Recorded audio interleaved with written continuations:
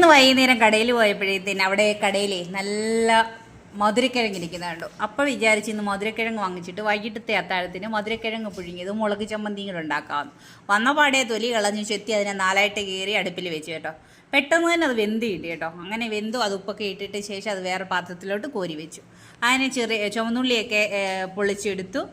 പക്ഷേ കാന്താരിമുളക് ഉണ്ട്, അത് പറിക്കാൻ സന്ധ്യയായില്ല, അതുകൊണ്ട് അതൊക്കെ പറിക്കാനൊന്നും പറ്റില്ല.